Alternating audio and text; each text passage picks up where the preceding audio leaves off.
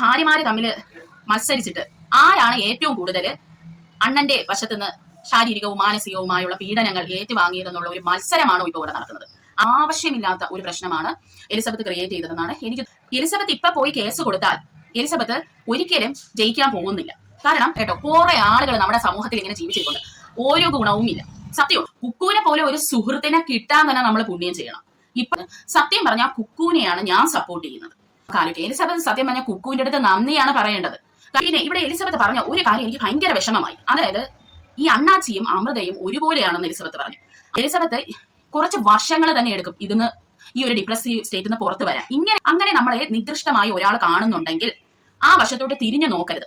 എല്ലാവർക്കും ജോവിന ജുവൽ വണ്ടേഴ്സ് വ്ലോഗിലേക്ക് സ്വാഗതം. പ്രിയ സുഹൃത്തുക്കളെ, ഞാൻ കുറച്ച് ദിവസമായി റിയാക്ഷൻ വീഡിയോ ഒക്കെ ചെയ്തിട്ട് അപ്പൊ നമ്മുടെ അണ്ണേനെ ഒന്നും പേടിച്ചിട്ടൊന്നും അല്ല കേട്ടോ. കാരണം എന്ന് പറയുന്നത് ഇവിടെ ക്ലൈമറ്റ് ചേഞ്ച് ആണ്. ഇവിടെ എല്ലാവരും അസുഖവുമായി കിടപ്പിലായിരുന്നു കേട്ടോ. ഏട്ടന് വയ്യാതെ 3-4 ദിവസം ചുട്ടിയായിരുന്നു, മോക്ക് വയ്യാതെയായി, ആകെ കൊണ്ട് പ്രശ്നത്തിലായിരുന്നു. ഇപ്പോഴാണ് ഒന്ന് എല്ലാവരും ഓക്കെ ആയത്. പിന്നെ ഇതൊക്കെ റിയാക്ട് ചെയ്യണമെങ്കിൽ നമ്മൾ ഇവരുടെ എല്ലാം വീഡിയോ ഇരുന്ന് കാണണം. ഒന്ന് കുക്കു ഇട്ട വീഡിയോ 1 മണിക്കൂറിൽ കൂടുതലുണ്ട്. അഭിരാമി ഇട്ട വീഡിയോ 45 മിനിറ്റ് കൂടുതലുണ്ട്, 45 മിനിറ്റോളം ഉണ്ട്. പിന്നെ നമ്മുടെ എലിസബത്ത് ഇട്ടത് കേൾക്കണം. അപ്പൊ ഇതെല്ലാം കേട്ടിട്ട് വേണം നമുക്കൊരു റിയാക്ഷൻ ചെയ്യാം. അപ്പൊ കേൾക്കുമ്പോൾ തന്നെ ഏകദേശം 2.5-3 മണിക്കൂറോളം നമ്മളത് അവിടെ കഴിയുവാണ്. അപ്പൊ അതുകൊണ്ടാണ് ഞാനൊന്ന് ഡിലേ ആയത്. ഇവിടെ ഞാൻ ഇതെല്ലാം കുത്തിയിരുന്ന് കേട്ടപ്പോൾ എനിക്ക് മനസ്സിലായത് ആവശ്യമില്ലാത്ത ഒരു പ്രശ്നമാണ് എലിസബത്ത് ക്രിയേറ്റ് ചെയ്തതെന്നാണ് എനിക്ക് തോന്നിയത്. ഞാൻ എലിസബത്തിനെ കുറ്റം പറയുന്നതല്ല, പക്ഷെ എനിക്ക് തോന്നിയ കാര്യമാണ് ഞാൻ പറയുന്നത്. അത് മാത്രമല്ല, ഇവരുടെ എല്ലാം ഭാഗത്ത് ന്യായവും എന്നാൽ ഉള്ളതായിട്ടാണ് ഫീൽ ചെയ്തത്. പിന്നെ ആവശ്യമില്ലാതെ ഇത് ഡൈവേർട്ട് ചെയ്ത് പോയി എന്ന് പറയാതിരിക്കാനും മേല. ഞാൻ അഭിരാമിയുടെ ഇന്റർവ്യൂ കണ്ടു. ഞാനൊരു 4-5 പ്രാവശ്യം ആ ഒരു പോർഷൻ മാത്രം വീണ്ടും ഞാൻ കണ്ടു കേട്ടോ. അപ്പൊ കണ്ടിട്ട് എനിക്ക് അതിൽ ഒരു തെറ്റും തോന്നിയില്ല. അപ്പൊ എനിക്ക് ഫീൽ ചെയ്ത് എന്നാന്നറിയാമോ, എനിക്ക് ചിലപ്പോ ചില മടയത്തരങ്ങൾ പറ്റാറുണ്ട്. അതായത് ഒരാളുടെ വീഡിയോ നമ്മൾ സ്പീഡിനിട്ട് കേൾക്കും. നിങ്ങൾക്കറിയാലോ, 1.25 അങ്ങനെയൊക്കെ സ്പീഡിനിട്ട് കേൾക്കും. അങ്ങനെ സ്പീഡിനിട്ട് കേൾക്കുമ്പോൾ നമ്മളോട് മയത്തിൽ സംസാരിക്കുന്ന ഒരു വ്യക്തി ആയിരിക്കും അവര്. പക്ഷെ നമ്മൾ കേൾക്കുന്നത് ഇവര് എട്ടിത്തടിച്ച കണക്ക് സംസാരിക്കുന്നതായിട്ടാണ് നമുക്ക് ഫീൽ ചെയ്യുന്നത്. മനസ്സിലായോ? അപ്പോ ഇവര് ഇത് സ്പീഡ് കൂട്ടി കേട്ടപ്പോ ഈ അഭിരാമി അവരെ കുറ്റപ്പെടുത്തുന്നതായിട്ട് അവർക്ക് ഫീൽ ചെയ്തോന്ന് എനിക്കറിയില്ല. കാരണം എനിക്ക് ഇങ്ങനത്തെ അബദ്ധങ്ങൾ പറ്റിയിട്ടുണ്ട് മുൻപൊക്കെ. പിന്നെ എലിസബത്തിന്റെ മെന്റൽ കണ്ടീഷൻ എന്ന് പറയുന്നത് ഒട്ടും തന്നെ ഓക്കെ അല്ല. ആ ഒരു മെന്റൽ കണ്ടീഷനിൽ ഇരിക്കുമ്പോൾ ആരൊരു നല്ല വാക്ക് പറഞ്ഞാലും അതിനെ നമ്മൾ നെഗറ്റീവായിട്ട് എടുക്കും. ഇപ്പോ ഞാൻ തന്നെ എന്റെ ഡിപ്രഷൻ സ്റ്റോറിനെ കുറിച്ചൊക്കെ നിങ്ങളുടെ അടുത്ത് പറഞ്ഞിട്ടുള്ളതാണ്. അന്ന് പലരും എന്നോട് സംസാരിക്കുന്നത് ഞാൻ നെഗറ്റീവായിട്ടായിരുന്നു എടുക്കുന്നത്. പിന്നെ ഇരുന്ന് ആലോചിക്കുമ്പോൾ അയ്യോ, അത് എന്റെ ഫോൾട്ട് ആയിരുന്നല്ലോ, അവര് സത്യത്തില് ഇങ്ങനെയാണല്ലോ ഉദ്ദേശിച്ചത്, ഞാൻ എന്തുകൊണ്ട് ആ രീതിയിൽ ചിന്തിച്ചു എന്ന് ഞാൻ ചിന്തിച്ചിട്ടുണ്ട്. അപ്പൊ എനിക്ക് തോന്നുന്നത് എലിസബത്തിന്റെ ആ മെന്റൽ കണ്ടീഷനിൽ എലിസബത്ത് ഇത് കേട്ടപ്പോ എലിസബത്തിനെ കുറ്റപ്പെടുത്തുന്നതായിട്ട് തോന്നിയെന്നാണ് എനിക്ക് ഫീൽ ചെയ്തത്. പിന്നെ എലിസബത്ത് ഇവിടെ പറയുന്നുണ്ട്, എലിസബത്തിന്റെ സമ്മതമില്ലാതെയാണ് ഈ റെക്കോർഡിംഗ്, എലിസബത്ത് പറഞ്ഞ കാര്യങ്ങൾ റെക്കോർഡ് ചെയ്യുകയും അത് ആർക്കൊക്കെയോ അയച്ചു കൊടുക്കാവുന്നവരെ അമൃതയൊക്കെ പറഞ്ഞു എന്നും എലിസബത്ത് ഇതിൽ പറയുന്നുണ്ട്. അങ്ങനെയാണെങ്കിൽ ആരാണ് എലിസബത്തിന്റെ അടുത്ത് അത് പറഞ്ഞത്, അങ്ങനെ അമൃത പറഞ്ഞിട്ടുണ്ട് എന്നുള്ളത്? അങ്ങനെ ഒരു വോയിസ് ക്ലിപ്പ് എലിസബത്ത് കേട്ടോ, അല്ലെങ്കിൽ അവരിൽ ഉള്ളതായിട്ട് 100% എലിസബത്തിന് ഉറപ്പുണ്ടോ? അതെന്റെ ഒരു സംശയമാണ് കേട്ടോ. അത്രയ്ക്ക് എലിസബത്ത് ഉറപ്പിച്ച് പറയാനാണെങ്കിൽ, ഇന്ന് ഞാൻ ചെകുത്താന്റെ വീഡിയോ ഉണ്ട്, അപ്പൊ ചെകുത്താൻ അതിൽ പറയുന്നുണ്ട് എലിസബത്ത് അവരോട് നേരിട്ട് പറഞ്ഞു എനിക്ക് നിങ്ങളുടെ ഹെൽപ്പിന്റെ ആവശ്യമില്ലെന്ന്. പിന്നെ വീണ്ടും അവരെ അടുത്ത് പോകരുതെന്നാണ് എനിക്ക് അഭിരാമിയുടെ അടുത്തോ അമൃതയുടെ അടുത്തോ ഒക്കെ പറയാനുള്ളത്. കാരണം കുക്കുവിന്റെ വീഡിയോയിൽ കുക്കു പറയുന്നുണ്ട് അമൃത ഒരു 2 ദിവസം മുമ്പ് വരെയും എലിസബത്ത് ആർ യു ഓക്കെ എന്ന് പറഞ്ഞ് മെസ്സേജ് അയച്ചിട്ട് എലിസബത്ത് അതിന് മൈൻഡേ ചെയ്തില്ലെന്ന് പറയുന്നു. അങ്ങനെ നമ്മളെ നികൃഷ്ടമായി ഒരാൾ കാണുന്നുണ്ടെങ്കിൽ ആ വശത്തോട്ട് തിരിഞ്ഞു നോക്കരുത്. നമുക്ക് നമ്മളേതായ ഒരു സെൽഫ് റെസ്പെക്ട് നമ്മൾ വെക്കണം. അതിനി ആരായിരുന്നാലും ശരി തന്നെ. അതുകൊണ്ട് അമൃതയൊന്നും ഇനി ആ വശത്തോട്ട് പോകരുത്. കാരണം അവര് തുറന്നടിച്ച് പറഞ്ഞു അവർക്ക് ആവശ്യമില്ല നിങ്ങളുടെ ഹെൽപ്പ് എന്നുള്ളത്. എന്തെങ്കിലും ഒരു തെറ്റിദ്ധാരണയാണോ എന്നൊന്നും നമുക്കറിഞ്ഞൂടെ അവരുടെ ഇടയിൽ എന്താണ് സംഭവിച്ചത്. പിന്നെ ഈ കുക്കു എന്ന് പറയുന്ന ഒരു വ്യക്തിയാണ് അന്ന് വന്ന് എലിസബത്ത് വളരെ ബാഡ് ആയിട്ടുള്ള സിറ്റുവേഷനിൽ കൂടെ കടന്നു പോയിട്ടുള്ളതെന്ന് പറഞ്ഞത് സമൂഹത്തിന്റെ മുമ്പിൽ. അത് എലിസബത്തിന് വേണ്ടി ചെയ്ത ഒരു വീഡിയോ അല്ല, അത് കുക്കു അമൃതയ്ക്കും പാപ്പുവിന്റെയും വിഷമം കണ്ടിട്ട് സഹിക്ക വയ്യാതെ ചെയ്ത ഒരു വീഡിയോ ആണ്. അതിനിടയ്ക്ക് ഈ എലിസബത്തിന്റെ കാര്യം കൂടെ പറഞ്ഞു പോവുകയാണ് ചെയ്തത്. അപ്പോൾ അന്ന് ആ ഒരു ഡിപ്രസീവ് സ്റ്റേറ്റിൽ ഇരിക്കുന്ന എലിസബത്ത് ഇഷ്ടമില്ലാതെ ഇങ്ങനെ ഒരു കാര്യം പറഞ്ഞപ്പോൾ അത് എലിസബത്തിനെ കൂടുതൽ മെന്റൽ ഡിപ്രഷനിലോട്ട് കൊണ്ട് ചാടിക്കുകയാണ് ചെയ്യുന്നത്. ഒരു പക്ഷെ അവരുടെ ജീവന് തന്നെ ആപത്ത് അവിടെ വരായിരുന്നു. കാരണം ഇങ്ങനെ ഒരു കാര്യമാണ്, അത്ര സുഖമുള്ള കാര്യമല്ല അല്ലെ കുക്കു വന്ന് പറഞ്ഞത്. അതുകൊണ്ട് തന്നെ അത് സഹിക്കവയ്യാതെ മറ്റുള്ളവരെ എന്നെ പറ്റി എന്ത് ചിന്തിക്കുമെന്ന് ചിന്തിച്ച് അസുഖം വീണ്ടും കൂടി ഇവരുടെ ജീവന് തന്നെ അത് ആപത്ത് വരാമായിരുന്നു. എന്നാൽ കുക്കുവിന്റെ വശത്തുനിന്ന് നമ്മൾ നോക്കുമ്പോൾ കുക്കുവിനെ നമുക്ക് തെറ്റ് പറയാനും പറ്റത്തില്ല. അപ്പൊ എലിസബത്തിന്റെ വശം ഇങ്ങനെയൊക്കെയാണ്. പിന്നെ ഇവിടെ എലിസബത്ത് പറഞ്ഞ ഒരു കാര്യം എനിക്ക് ഭയങ്കര വിഷമമായി. അതായത് ഈ അണ്ണാച്ചിയും അമൃതയും ഒരുപോലെയാണെന്ന് എലിസബത്ത് പറഞ്ഞു. അതെനിക്ക് ഭയങ്കരമായിട്ട് വിഷമമായ ഒരു കാര്യമാണ്. എങ്ങനെയാണ് അണ്ണാച്ചിയും അമൃതയും ഒരുപോലെ എന്ന് എലിസബത്ത് പറയുന്നത്? എലിസബത്തിന്റെ ഇമോഷൻസിലെ എലിസബത്ത് പറഞ്ഞു പോയത്. എന്നാലും നമ്മള് ഒരു പബ്ലിക് പ്ലാറ്റ്ഫോമിൽ വന്ന് പല കാര്യങ്ങളും പറയുമ്പോൾ അത് ഇമോഷണലി കണക്ട് ആക്കി പറയാത്തതാണ് നല്ലത്. നമ്മളെ ഇമോഷൻ വെച്ച് തീരുമാനങ്ങൾ എടുക്കരുത്. നമ്മളെ ബ്രെയിനാണ് യൂസ് ചെയ്യേണ്ടത്. അവിടെ നമ്മളെ ഇമോഷൻസ് എടുത്താൽ നമ്മൾ നേരെ ചൊവ്വേ ഗൈഡ് ചെയ്ത് പോകാൻ പറ്റില്ല. നമ്മൾ ബ്രെയിൻ യൂസ് ചെയ്യണം. അപ്പൊ ഇവിടെ എലിസബത്ത് ഇമോഷൻ വെച്ചാണ് സംസാരിച്ചത്. അതുകൊണ്ടാണ് അങ്ങനെ ഒരു വാക്ക് വായിന്ന് വന്നത്. അങ്ങനെയാണെങ്കിൽ ഈ കുക്കു എന്ന് ചോദിക്കുന്ന പോലെ അവർക്കും ചോദിച്ചുകൂടി, ഈ എലിസബത്തും ബാലയും ഒരുമിച്ച് ജീവിച്ചിരുന്ന സമയത്ത് ഈ അമൃതേനെ എന്തുമാത്രം സൈബർ ബുള്ളിങ് ചെയ്തിട്ടുണ്ട്. ആ സമയത്ത് എലിസബത്തിന്റെ സ്വന്തം സ്വാർത്ഥത എന്ന് വേണമെങ്കിൽ നമുക്ക് വിളിക്കാം, അല്ലെങ്കിൽ എലിസബത്തിന്റെ സാഹചര്യത്തിന്റെ സമ്മർദ്ദം കാരണം അമൃതയെ സൈബർ ബുള്ളിങ് ചെയ്യുന്ന സമയത്ത് എലിസബത്തും കൂടെ നിന്നിട്ടുണ്ട്, ഈ അണ്ണന്റെ കൂടെ. അപ്പൊ നിങ്ങൾ പറയൂ, ഇവിടെ കൂടുതലും ആ ഒരു വാക്ക് ആർക്കാണ് ചേരുന്നത്? അവർക്കും എലിസബത്തിന്റെ മേലില് ഓരോ കാര്യങ്ങൾ ഇങ്ങനെ ഇരുന്ന് പറഞ്ഞുകൂടെ? അമൃതയ്ക്കും ഓക്കെ, എലിസബത്തും കൂടെ അവരെ സൈബർ ബുള്ളിങ്ങിന് ഇട്ടെന്ന് അവർക്കും പറയാമല്ലോ. പക്ഷെ അവരങ്ങനെയൊന്നും പറഞ്ഞിട്ടില്ല. അപ്പൊ നമ്മള് മറ്റൊരു വശത്തിനെ എടുത്തിട്ട് അലക്കുമ്പോ നമ്മുടെ വശവും കൂടെ നമ്മൾ ചിന്തിക്കണം, നമ്മൾ പെർഫെക്റ്റ് ആണോ എന്നുള്ളത്. പിന്നെ ഞാൻ പറഞ്ഞല്ലോ, ഞാൻ ഡിപ്രഷനിൽ കൂടെ കടന്നു പോയ ഒരാളാണ്.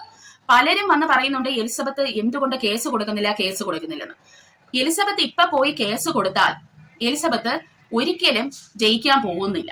കാരണം നിങ്ങൾക്കറിയാം, ഈ റേപ്പ് വിക്ടിംസിനെയൊക്കെ കോടതിയിൽ കയറ്റിയിട്ട് പ്രതിഭാഗം വക്കീൽ എങ്ങനെയാണ് അത് കൈകാര്യം ചെയ്യുന്നതെന്ന്. വീണ്ടും അവരെ ഒരു 10 പ്രാവശ്യവും 20, 100 പ്രാവശ്യം, എത്ര നാളെ ഈ കേസ് മുന്നോട്ട് പോകുന്നു അത്രയും പ്രാവശ്യം അവരെ വാക്കുകളാലെ ഇവന്മാര് റേപ്പ് ചെയ്യും. അതിനെ അതിജീവിക്കാൻ ഇപ്പോഴത്തെ അവസ്ഥയിൽ എലിസബത്തിന് പറ്റൂല. അതിനുള്ള ഒരു ഉത്തമ ഉദാഹരണമാണ് എല്ലാ ഓഡിയോ ക്ലിപ്പിലും എലിസബത്ത് വന്ന് പറയുമായിരുന്നു, എന്തുകൊണ്ട് അണ്ണൻ കേസ് കൊടുക്കുന്നില്ല എന്ന് എലിസബത്ത് ചോദിക്കുന്നു. അവസാനം കേസ് ഇപ്പൊ കൊടുത്തപ്പോ എന്തായി? എലിസബത്ത് ഒരു 4-5 ദിവസത്തേക്ക് ഒരു മുങ്ങലങ്ങ് മുങ്ങി. അതായത് എലിസബത്തിന് അത് താങ്ങാൻ പറ്റിയില്ല, പേടിച്ചു പോയി, അല്ലെങ്കിൽ വല്ലാത്ത ഒരു മെന്റൽ കണ്ടീഷനിൽ അവർ പോയി. നമ്മളെല്ലാവരും അന്വേഷിച്ചു, എവിടെ എലിസബത്ത്, ഒരു വിവരവുമില്ല. അപ്പോ അത് തന്നെ ഒരു എക്സാമ്പിൾ ആണ്. ഇപ്പോ കേസ് കൊണ്ട് എലിസബത്ത് കൊടുത്താൽ പോലും എലിസബത്തിന് അതിനെ ഓവർകം ചെയ്യാൻ പറ്റുമെന്ന് എനിക്ക് തോന്നുന്നില്ല. അപ്പോ എലിസബത്ത് ചെയ്യേണ്ടതെന്ന് പറഞ്ഞാൽ അവര് എന്നാണോ സ്റ്റേബിൾ ആവുന്നത് അന്ന് അവര് കേസ് കൊടുക്കട്ടെ. നമ്മൾ ആരും അവരെ പ്രഷറൈസ് ചെയ്യേണ്ടെന്നാണ് എന്റെ പേഴ്സണൽ ഒപ്പീനിയൻ. കാരണം ഞാൻ ഇങ്ങനെ ഒരു ഡിപ്രസീവ് സ്റ്റേറ്റിൽ കൂടെ കടന്നു പോയിട്ട് എനിക്കിത് നന്നായിട്ട് അറിയാം. ഇനി ആര് വന്ന് പറഞ്ഞാലും ആര് സമാധാനപ്പെടുത്തിയാലും നമ്മൾ സ്വയം വിചാരിക്കാതെ ഡിപ്രഷൻ എന്ന് കരകയറാൻ പറ്റില്ല. ഇനി എലിസബത്തിന് പെട്ടെന്ന് ഈ ഡിപ്രഷൻ അങ്ങ് മാറും? ഇല്ല. കാരണം എലിസബത്ത് ഓൾറെഡി മെഡിസിനിൽ ഇരിക്കുന്ന ഒരാളാണ്. ഈ മെഡിസിനിൽ ഇരിക്കുന്ന ഒരാളുടെ പ്രത്യേകത എന്ന് വെച്ചാൽ ഈ മെഡിസിനാണ് അവരെ കൺട്രോൾ ചെയ്യുന്നത്. ആ വ്യക്തി സ്വയം വിചാരിച്ചാൽ പോലും അവർക്ക് അവരുടെ മനസ്സിനെ നേരെയാക്കി കൊണ്ടുവരാൻ പാടാണ്. കാരണം ഈ മെഡിസിന്റെ ഡോസ് അനുസരിച്ച് നമ്മുടെ മെന്റാലിറ്റി മാറിക്കൊണ്ടിരിക്കും. ഇപ്പൊ എന്റെ കാര്യത്തില് ഞാനൊരു നഴ്സായിരുന്നു. അത് മാത്രമല്ല, എനിക്ക് വളരെ വേണ്ടപ്പെട്ട ഒരു വ്യക്തി ഇങ്ങനെ മെന്റൽ കണ്ടീഷനിൽ കൂടെ കടന്നു പോയത് നേരിട്ട് കണ്ടിട്ടുള്ള ഒരാളാണ്, മരുന്ന് കഴിച്ചതും ഒക്കെ.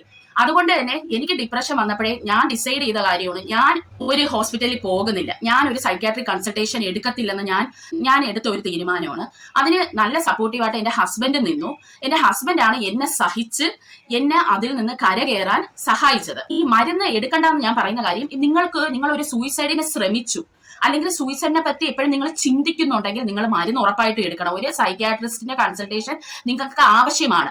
എന്നാൽ നിങ്ങൾ ഒരു നല്ല ഡോക്ടറിന്റെ കയ്യിലല്ല ചെന്ന് പെട്ടതെങ്കിൽ നിങ്ങൾ ആജീവനാന്തം ഇവർ കഴിപ്പിക്കും ഈ ഡിപ്രസീവ് ടാബ്ലറ്റ്. അതാണ് അതിന്റെ ഒരു പ്രത്യേകത എന്ന് പറയുന്നത്. പിന്നെ നിങ്ങളുടെ കയ്യിലല്ല നിങ്ങൾ എന്നുള്ളത് തീർത്ത് ഞാൻ പറയുന്നു. ഇത് എന്റെ പേഴ്സണൽ ഒപ്പീനിയൻ ആണ് കേട്ടോ. അപ്പൊ ഇവിടെ എലിസബത്ത് മാത്രം വിചാരിച്ചാൽ പോരാ, എലിസബത്തിനെ ആ ട്രീറ്റ് ചെയ്യുന്ന ഡോക്ടറും ഈ മെഡിസിൻ ടാപ്പർ ഓഫ് ചെയ്ത് പതുക്കെ താഴോട്ട് കൊണ്ടുവന്ന് അവരെ ഇതിന്ന് രക്ഷപ്പെടുത്താൻ ആ ഡോക്ടറിനെ കഴിയത്തുള്ളൂ. അത് മാത്രമല്ല, എലിസബത്ത് ഇവിടെ ഒരു ഇനിഷ്യേറ്റീവ് എടുക്കണം. എന്റെ ഒരു വിശ്വാസത്തില് എലിസബത്ത് കുറച്ച് വർഷങ്ങൾ തന്നെ എടുക്കും ഈ ഒരു ഡിപ്രസീവ് സ്റ്റേറ്റിൽ നിന്ന് പുറത്തു വരാൻ. ഇങ്ങനെയാണ് എലിസബത്ത് പോണെങ്കിൽ. അതായത് എലിസബത്ത് ഇപ്പൊ ചെയ്യുന്ന എന്താണ്? നമ്മളോടെല്ലാം വന്ന് വിഷമം പറയുവാണ്. അന്നേരം എലിസബത്തിനെ നമ്മളെല്ലാം സപ്പോർട്ട് ചെയ്യുന്നു. കമന്റ് സെക്ഷനിൽ കൂടിയും നമ്മളെ പോലുള്ള റിയാക്ഷൻ വീഡിയോക്കാരും അതെടുത്ത് എലിസബത്തിനെ സപ്പോർട്ട് ചെയ്ത് സംസാരിക്കുമ്പോൾ എലിസബത്തിന് ഒരു സന്തോഷം കിട്ടുന്നു. പക്ഷെ ആ സന്തോഷം എന്ന് പറയുന്നത് അത് വെറും ടെമ്പററി ആണ്, പെർമനന്റ് അല്ല. അങ്ങനെ ഞാൻ പറയാൻ കാരണം എലിസബത്ത് എന്നും വന്ന് ഈ വീഡിയോസ് ചെയ്യുമ്പോൾ എലിസബത്ത് വീണ്ടും വീണ്ടും വീണ്ടും ആ ഒരു സിറ്റുവേഷനിൽ കൂടിയാണ് മുന്നോട്ട് പോകുന്നത്. ആ ഒരു സിറ്റുവേഷൻ മറക്കുന്നില്ല. മനസ്സിലായോ? വീണ്ടും വീണ്ടും അയാളുടെ ഓർമ്മകളാണ് എലിസബത്തിന് വന്നുകൊണ്ടിരിക്കുന്നത്. അപ്പോ അന്നേരം നമ്മളെല്ലായിടത്തും വീഡിയോ ചെയ്യുമ്പോൾ അവർക്കൊരു സന്തോഷം തോന്നും, സപ്പോർട്ട് കിട്ടിയെന്ന് തോന്നുമെങ്കിലും അത് ടെമ്പററി ആണ്. അത് അപ്പൊ തന്നെ അത് പോവും അവരെ മനസ്സിന്ന്. വീണ്ടും ഇവര് ഈ ഒരു ലൂപ്പിൽ കിടന്ന് കറങ്ങിക്കൊണ്ടേയിരിക്കും. ഇപ്പോ എന്റെ ഡിപ്രഷൻ ഞാൻ കളഞ്ഞത് എങ്ങനെയാന്ന് വെച്ചാൽ, ഞാൻ എന്നെ വിഷമിപ്പിച്ച എന്തൊക്കെ ഇൻസിഡൻസ് ഉണ്ടായി, ഏതൊക്കെ വ്യക്തികളാണ്, ഇവരെല്ലാം എന്റെ ലൈഫിൽ നിന്ന് ഞാൻ എടുത്തങ്ങ് കളഞ്ഞു. എന്ന് വെച്ചാൽ ഇവരെയൊന്നും എനിക്ക് കാണാൻ പോലും താല്പര്യമില്ലാത്ത രീതിയിൽ, ഒരിക്കലും ഇവരൊന്നും എന്റെ മുന്നിൽ പോലും വരില്ലെന്നുള്ള രീതിയിൽ എന്റെ ഇൻസ്റ്റാഗ്രാം, ഫേസ്ബുക്ക്, വാട്സപ്പ് അങ്ങനെയുള്ള എല്ലാ സോഷ്യൽ മീഡിയ അക്കൗണ്ടിൽ വരെ ഞാൻ ഇവരെ എല്ലാം എടുത്ത് കളഞ്ഞു. എന്നിട്ട് ഞാൻ ആ ഒരു എൻവയോൺമെന്റ് ഉണ്ടല്ലോ, ആ എൻവയോൺമെന്റ് ഞാൻ ക്ലിയർ ചെയ്തു. അതായത് എനിക്ക് വിഷമം തോന്നുന്ന രീതിയിലുള്ള എൻവയോൺമെന്റിൽ ഞാൻ നിൽക്കൂല. ഞാൻ അവരെ പറ്റി എന്നെ വിഷമിച്ച ആൾക്കാരെ പറ്റിയുള്ള തോട്ട് വരുമ്പോഴേ ഞാൻ അവിടെ അങ്ങ് ബ്ലോക്ക് ചെയ്തിട്ട് ഞാൻ വേറെ എന്തെങ്കിലും ഇൻവോൾവ് ആവും. നിങ്ങൾക്ക് എന്നെ ഇവിടെ അറിയാം, എലിസബത്ത് എല്ലാ നെഗറ്റീവ് കമന്റ്സും ഇരുന്ന് വായിക്കും അല്ലെ, എല്ലാം തന്നെ വായിക്കുന്നുണ്ട്. ഇതിനെയൊക്കെ വളരെ സീരിയസ് ആയിട്ടാണ് എലിസബത്ത് എടുക്കുന്നത്. അവരുടെ ഒരു അവസ്ഥയായിരിക്കും അത് കേട്ടോ. അതിന് അവർ കുറ്റം പറയാൻ പറ്റില്ല, അവരെങ്ങനെയെങ്കിലും ഹീലായി വരട്ടെ. അപ്പൊ എടുത്ത് വായിക്കുമ്പോൾ വീണ്ടും വീണ്ടും മുറിവാണ് നമ്മൾ കേൾക്കുന്നത്. പക്ഷെ ഇതൊന്നും എനിക്ക് വേണ്ട എന്നും പറഞ്ഞ് അവര് മറന്ന് ജീവിക്കുന്നു. അന്നല്ലാതെ ഇവർക്ക് ഇതിന്ന് പുറത്ത് വരാൻ പറ്റൂല എന്നാണ് എന്റെ പേഴ്സണൽ എക്സ്പീരിയൻസ്. അതുകൊണ്ട് ഈ വീഡിയോ വന്ന് എലിസബത്ത് വിഷമം പറഞ്ഞതുകൊണ്ട് അതൊരു ടെമ്പററി സമാധാനം തരുമെന്നല്ലാതെ അതൊരു പെർമനന്റ് സൊല്യൂഷൻ അല്ല എന്നാണ് ഇത് എന്റെ പേഴ്സണൽ ഒപ്പീനിയനാണ്. എത്ര നാളെ എലിസബത്ത് ഇത് വന്ന് പറയും? എലിസബത്ത് ഇങ്ങനെ വന്ന് പറഞ്ഞുകൊണ്ടേയിരിക്കും. എല്ലാവരും അവരുടെ ജോലിയായിട്ട് പോകും പ്രിയ സുഹൃത്തുക്കൾ. എല്ലാവരും മടുക്കും. കാരണം ഇതിനൊരു സൊല്യൂഷൻ കാണുന്നില്ല എന്ന് വരുമ്പോൾ ആളുകളെല്ലാം തിരിഞ്ഞു നടക്കും. മനസ്സിലായോ? ഇപ്പൊ നമ്മളെ പോലുള്ള കുറെ റിയാക്ഷൻകാരെടുത്ത് വെച്ച് ഇത് റിയാക്ട് ചെയ്യും. പിന്നെ അത് ഗ്രാജുവലി കുറഞ്ഞു വരും. അതായത് കമന്റ്സ് ഒക്കെ കുറഞ്ഞു വരും. ആളുകൾക്ക് വേറെ പണിയുണ്ടല്ലോ, അവര് തന്നെ സ്വയം ചിന്തിക്കുക. ആളുകൾക്ക് മനസ്സിലാവില്ല എലിസബത്ത് കടന്നു പോണ ഡിപ്രഷൻ എന്ന് പറയുന്ന ആ ഒരു ഡെഡ്ലി ആയിട്ടുള്ള മെന്റൽ സ്റ്റേറ്റ് അറിയാത്തവരൊക്കെ എലിസബത്തിനെ കുറ്റം പറയും. എന്ത് കേസ് കൊടുക്കാത്ത എന്ന് കുറ്റം പറഞ്ഞുകൊണ്ടേയിരിക്കും. പക്ഷെ അവരിപ്പൊ കൊണ്ട് കേസ് കൊടുക്കരുതെന്നാണ് ഞാൻ പറയുന്നത്. അവർക്ക് രക്ഷ കിട്ടത്തില്ല. അവരെന്നെ സ്ട്രോങ് ലേഡി ആവുന്നു അന്നേ അവർ കേസ് കൊടുക്കാവൂ. ഇനി നമുക്ക് കുക്കുവിനെ പറ്റി സംസാരിക്കും. കുക്കു ആണല്ലോ ഇതിപ്പോ വന്ന് ആളുകളെ മുമ്പിൽ പറഞ്ഞത് എലിസബത്ത് ഇങ്ങനെ ഇതുവഴി കടന്നുപോയത്. സത്യം പറഞ്ഞാൽ കുക്കുവിനെയാണ് ഞാൻ സപ്പോർട്ട് ചെയ്യുന്നത്. കാരണം കുക്കു ഇത് വന്ന് പുറത്ത് പറഞ്ഞില്ലായിരുന്നെങ്കിൽ ഇതൊരിക്കലും പുറത്ത് വരാൻ പോകുന്നില്ല. അതായത് ഇപ്പൊ എലിസബത്തിനെ തന്നെ നമുക്ക് ആലോചിക്കാം. എലിസബത്ത് സത്യം പറഞ്ഞാൽ കുക്കുവിന്റെ അടുത്ത് നന്ദിയാണ് പറയേണ്ടത്. കാരണം അന്ന് അത് വന്ന് കുക്കു പറഞ്ഞത് കൊണ്ടാണ് നമ്മളെല്ലാം ഇത് അറിയുകയും കുറെ കുട്ടികൾ ഇതിന് രക്ഷപ്പെട്ടു. ഈ അമൃത തന്നെ ഒരു 14-15 വർഷത്തോളം ഇത് ഒളിച്ചു വെച്ചിരുന്ന ഒരു വ്യക്തിയാണ്. അതിനിടയ്ക്ക് എന്തുമാത്രം കുട്ടികളാണ് വന്ന് ഇതിൽ പെട്ടിട്ടുള്ളത്. അതിലൊരാളാണ് നമ്മുടെ എലിസബത്ത്. അത് അമൃതയുടെ കുട്ടിയുടെ കസ്റ്റഡി പോകുന്ന പേടിച്ചാണ് അമൃത മിണ്ടാതിരുന്നത്. ഇനി എലിസബത്ത് ചെയ്തതോ, എലിസബത്തും മിണ്ടാതിരുന്നു. അവര് വേറൊരു മെന്റൽ സ്റ്റേറ്റിൽ കൂടെ പോയി. അപ്പൊ അവർക്ക് അതിനുള്ള ധൈര്യം ഇല്ലായിരുന്നു. എല്ലാവർക്കും അവരുടേതായ റീസൺസ് ഉണ്ട്. എന്നാൽ ഇന്ന് എലിസബത്ത് വന്ന് സമൂഹത്തിന്റെ മുമ്പിൽ ഇത് പറയാൻ കുക്കും കൂടെ ഒരു കാരണക്കാരിയാണ്. കുക്കു അതെടുത്ത് സമൂഹത്തിൽ ഇട്ടത് കൊണ്ട് തന്നെയാണ് എലിസബത്തിന് അത് വന്ന് ഇന്ന് പറയാനുള്ള ഒരു ധൈര്യം കിട്ടിയത്. അതിനെ ആക്സെപ്റ്റ് ചെയ്തു, ആ റിയാലിറ്റിനെ ആക്സെപ്റ്റ് ചെയ്ത് എലിസബത്ത് വന്ന് ഇത് ഇന്ന് സമൂഹത്തിന്റെ മുമ്പിൽ പറഞ്ഞതിന് കുക്കുവിനാണ് ഈ എലിസബത്തും അമൃതയൊക്കെ നന്ദി പറയേണ്ടത്. അമൃതയ്ക്ക് ഓൾറെഡി അറിയാം കുക്കുവിന്റെ ആ നല്ല മനസ്സിന്. പക്ഷെ എലിസബത്തിന് ഇവരെ ഒന്നും അടുത്തറിയില്ലല്ലോ. എല്ലാ പെൺകുട്ടികളും കുക്കുവിനെ പോലെ ആകണമെന്നാണ് ഞാൻ പറയുന്നത്. അതായത് കുക്കുവിനെ പോലെ ഒരു സുഹൃത്തിനെ കിട്ടാൻ തന്നെ നമ്മൾ പുണ്യം ചെയ്യണം. ഇപ്പോഴൊന്നും ഏത് സുഹൃത്താ ഇങ്ങനെ ധൈര്യമായിട്ട് സ്വന്തം ജീവൻ വരെ പണയം വെച്ചാണ് ആ കൊച്ചു വന്ന് സമൂഹത്തിന് മുമ്പിൽ എല്ലാം പറഞ്ഞത്. എന്നിട്ട് ആ കുട്ടിക്ക് ഇന്ന് കിട്ടുന്നതോ തിരിച്ചടിയാണ് കിട്ടുന്നത്. എന്റെ മെന്റാലിറ്റി ഇങ്ങനെയാണ്. ഇപ്പൊ 100 പേരെ രക്ഷപ്പെടുത്താൻ ഒരാള് ജീവൻ സാക്രിഫൈസ് ചെയ്യേണ്ടി വന്നാൽ അത് ചെയ്യണമെന്നേ ഞാൻ പറയുള്ളൂ. കാരണം ബാക്കി 99 പേരെങ്കിലും രക്ഷപ്പെടുമല്ലോ എന്നാണ് ഞാൻ ചിന്തിക്കാറുള്ളത്. അത് എന്റെ ചിന്താഗതിയാണ്. നിങ്ങൾ അതുമായിട്ട് യോജിക്കണമെന്നില്ല. പക്ഷെ ഞാൻ പറയുന്നത് അങ്ങനെയാണ്. അതായത് ഇപ്പൊ നമ്മളുടെ ഇന്ത്യൻ ആർമി തന്നെ എടുക്കാം. നമ്മളൊക്കെ സമാനമായിട്ട് ജീവിക്കുന്ന എന്തുകൊണ്ടാണ് ഈ രാജ്യത്ത്? അവരെ പോലെയുള്ളവര് നമുക്ക് വേണ്ടി സാക്രിഫൈസ് ചെയ്യുന്നോണ്ടാണ്. അതുപോലെ ഉള്ളൂ ഇത്. ഞാൻ അങ്ങനെ കാണുന്നുള്ളൂ. ഡിപ്രഷൻ എന്ന് പറയുന്നത് ഒരു മാരക അസുഖമാണ്. മാരകമായ, അതായത് ഡെഡ്ലി ഒരു ഡിസീസാണിത്. ഇതിനെ തരണം ചെയ്ത് എലിസബത്ത് വരണമെങ്കിൽ എലിസബത്തും കൂടെ ഇനിഷ്യേറ്റീവ് എടുക്കണം. മരുന്ന് ടാപ്പർ ഓഫ് ചെയ്യണം. ഇപ്പോ കുക്കുവിനെ പോലെയൊന്നും ഉള്ള ആൾക്കാരെ ഈ സമൂഹത്തിൽ കാണാൻ തന്നെ കിട്ടത്തില്ല. സത്യം പറഞ്ഞാൽ കുക്കുവിനെ പോലെയൊക്കെ ഒരു ഫ്രണ്ടിനെ കിട്ടിയിരുന്നെങ്കിലെന്ന് ഞാനൊക്കെ ആഗ്രഹിച്ചു പോവുകയാണ്. നമുക്ക് വേണ്ടി സ്റ്റാൻഡ് ചെയ്തല്ലേ, ധൈര്യപൂർവ്വം ജീവൻ തന്നെ റിസ്ക് ചെയ്ത് സംസാരിച്ച കൊച്ച്. ഇതാണ് ആളുകൾ ആരെയും സഹായിക്കാത്ത. നമ്മൾ എന്തിനെങ്കിലും സഹായിച്ചാൽ നാളെ ഇത് നമുക്ക് തന്നെ തിരിഞ്ഞു കൊത്തും. ഇന്ന് കുക്കുവിന്റെ വീഡിയോ പറയുന്നുണ്ട്, എനിക്ക് തോന്നിപ്പോണം ഞാൻ എന്തിനത് വന്ന് പറഞ്ഞു. ഇനിയിപ്പോ നാളെ ഒരാൾ വഴിയിൽ കിടന്നാലും ഞാൻ ഹെൽപ്പ് ചെയ്യാത്ത അവസ്ഥയിലോട്ട് എന്റെ മെന്റാലിറ്റി മാറും. അപ്പോ നമ്മള് എടുത്തടിച്ച് കണക്ക് മറുപടി പറയില്ല. നമ്മള് വിഷമിച്ചൊക്കെ ഇരിക്കുമ്പോഴോ ദേഷ്യപ്പെട്ടിരിക്കുമ്പോഴോ ഒന്നും നമ്മൾ ഒരു തീരുമാനം എടുത്ത് അത് ഉടനെ എടുത്ത് സോഷ്യൽ മീഡിയയിൽ ഇടരുത്. എനിക്ക് എലിസബത്തിനോട് പറയാനുള്ളത്, നിങ്ങളെ വിഷമിപ്പിക്കുന്ന കുറെ കാര്യങ്ങളുണ്ടല്ലോ, അതിൽ നിന്നൊക്കെ നിങ്ങൾ ഒന്ന് മാറി നിന്ന് നോക്കൂ. ഒരു പക്ഷെ നിങ്ങൾക്ക് ഇതിന്ന് പുറത്ത് വരാൻ ഉറപ്പായിട്ടും പറ്റും എന്നാണ് എനിക്ക് തോന്നുന്നത്. അല്ലെങ്കിലും എനിക്ക് ഈ സോർത്തരെ ഇഷ്ടമല്ല കേട്ടോ. കുറെ ആളുകൾ നമ്മുടെ സമൂഹത്തിൽ ഇങ്ങനെ ജീവിച്ചിരിപ്പുണ്ട്, ഒരു ഗുണവുമില്ല. സത്യമാണ്, ഒരു ഗുണവുമില്ല. ഒരു കമന്റ് സെക്ഷനിൽ പോലും വന്ന് ഈ സമൂഹത്തിന് വേണ്ടി അല്ലെങ്കിൽ ഈ ഒരു രാജ്യത്തിന് വേണ്ടി ഒരു നല്ല വാക്ക് പറയാത്ത ആളുകളുണ്ട് നമ്മുടെ സമൂഹത്തിൽ. അതായത് സ്വന്തം കാര്യം ചിന്താവാം, സെൽഫിഷ്നെസ്, അവർക്ക് അവരുടെ കാര്യം മാത്രമേ ചിന്തയുള്ളൂ. അങ്ങനെ ഉള്ള കുറെ ആൾക്കാരുണ്ട്. ഈ ലോകത്തിന് തന്നെ പാഴ് ജന്മങ്ങളാണ് അവരൊക്കെ. നട്ടൽ എല്ലാവർക്കും ഉണ്ട്, പക്ഷെ അതെടുത്ത് ഉപയോഗിക്കുന്ന ആൾക്കാർ വളരെ കുറവാണെന്ന് വേണം പറയാനായിട്ട്. പിന്നെ എലിസബത്ത് മറ്റൊരു കാര്യം പറയുന്നത്, എലിസബത്ത് കുറച്ചു ദിവസം വീഡിയോ ഇടാതിരുന്നു. അപ്പൊ കുറെ പേരൊക്കെ എലിസബത്തിന് എതിരായിട്ട് വന്നു എന്നൊക്കെ പറയുന്നുണ്ട്. വളരെ ഇമോഷണൽ ആയിട്ടാണ് സംസാരിച്ചത്. അത് ആരാണെന്ന് എനിക്ക് അറിഞ്ഞൂടാ കേട്ടോ. കാരണം ഞാൻ ഈ കുറച്ച് ദിവസമായിട്ട് വീഡിയോ ഒന്നും ഇടുന്നില്ലല്ലോ, ഇതിലോട്ടൊന്നും എനിക്ക് അധികം കാണാൻ പറ്റിയില്ല. റിയാക്ഷൻ ചാനൽസോ അങ്ങനെയൊന്നും കാണാൻ പറ്റിയില്ല. അങ്ങനെ കുറെ പേര് വന്ന് പറയുന്നുണ്ട്. പിന്നെ എന്നെ സപ്പോർട്ട് ചെയ്യുന്നെന്നും പറഞ്ഞ് എനിക്ക് എന്നോട് അധികം ഇതായിട്ട് വരണ്ട, അങ്ങനെയൊക്കെ കുറെ ഭയങ്കര ഒരു വല്ലാത്ത മെന്റാലിറ്റി ഇരുന്നാണ് അവർ ആ വീഡിയോ ചെയ്തത്. എനിക്ക് പറയാനുള്ളത് ഞാൻ പറയാം. ഇപ്പോ എലിസബത്ത് അല്ല, ഇനി ആര് വന്ന് പറഞ്ഞാലും സോഷ്യൽ മീഡിയയിൽ ഒരു സാധനം നമുക്ക് കിട്ടി, അത് എടുത്ത് റിയാക്ട് ചെയ്യേണ്ട കാര്യമാണെങ്കിൽ റിയാക്ട് ചെയ്യുക തന്നെ ചെയ്യും. അതിന് എലിസബത്തിനെ സപ്പോർട്ട് ചെയ്യേണ്ടെന്ന് പറഞ്ഞാൽ പോലും എലിസബത്തിന്റെ ഭാഗത്ത് ന്യായം ഉണ്ടെങ്കിൽ സപ്പോർട്ട് ചെയ്തുകൊണ്ടേയിരിക്കും. എനിക്കിവിടെ ചോദിക്കാനുള്ളത്, ഈ ഭാര്യമാര് തമ്മിൽ മത്സരിച്ചിട്ട് ആരാണ് ഏറ്റവും കൂടുതൽ അണ്ണന്റെ വശത്തുനിന്ന് ശാരീരികവും മാനസികവുമായുള്ള പീഡനങ്ങൾ ഏറ്റുവാങ്ങിയതെന്നുള്ള ഒരു മത്സരമാണോ ഇപ്പോൾ ഇവിടെ നടക്കുന്നത്?